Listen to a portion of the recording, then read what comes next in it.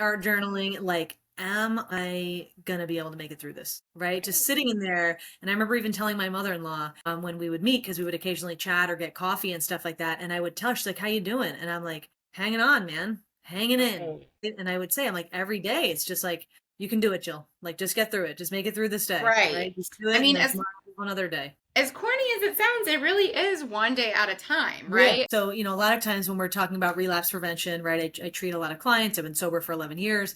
And so it's a lot of pre-planning and then planning for the event and then the post-planning, right? So most of the time people think, well, I didn't relapse during the situation. And relapse could be anything, use substances or act in a way or abandon myself or do whatever. It's afterwards. Like, how am I going to land the plane after the extremely challenging experience, right? So, and then trying not to sit in the regrets, right? Because hindsight's 2020, right? So Mhm. 6 years later, right?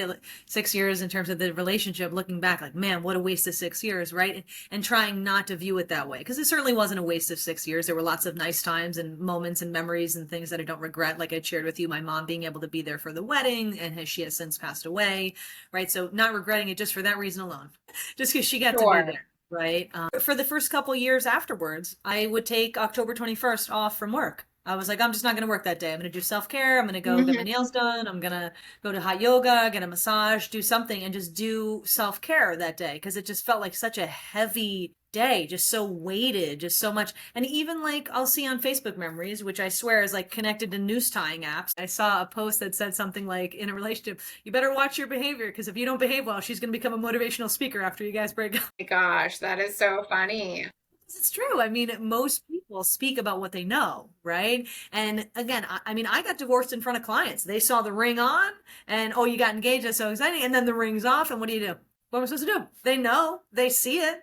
I mean, obviously, so I had done a lot of research.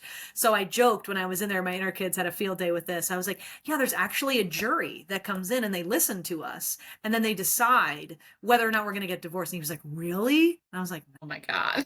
right. So I was able to interject a little bit of my humor, a little bit of my personality, as to not let this experience and this person take who I was. Like I said, don't lose what you have to what you already lost. Right. So the Yeah, humor piece was something that I found funny. absolutely.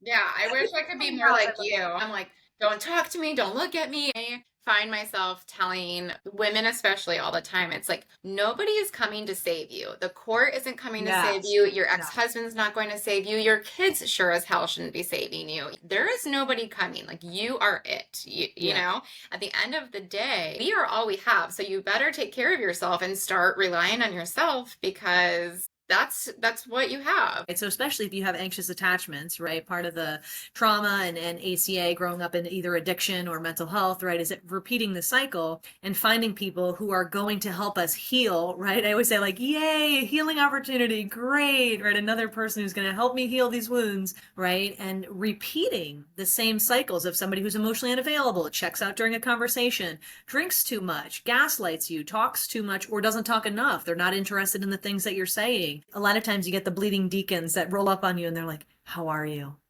Are you okay? Do you need anything? What's going on? What happened? Right? And you're like, I don't want to talk about it. Right? So that's another piece, just in terms of being a friend and being an ally to people who are divorced, right? Asking, what do they need? Right? What works for them? Do you want to talk about it?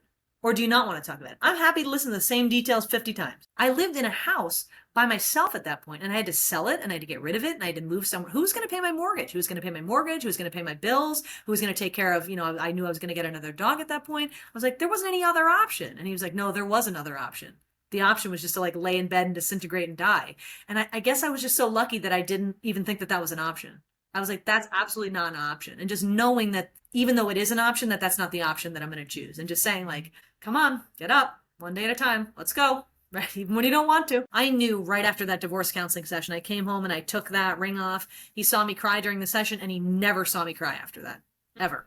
And I said to myself, I am never letting this person see me cry or be vulnerable ever again. If I'm crying or I'm vulnerable or I'm angry or I'm all these things, it's going to be in private. This person does not, Yeah. they no longer get to see that emotional experience from me. And again, I'm not saying that that means better than, less than, stronger than, right? It's just like, that's what I decided for me. It would be like walking around naked, right? It was like, I'm not allowing this person to see this side of me. That doesn't feel cool You don't anymore. get access to that part of me Exactly. anymore. You don't get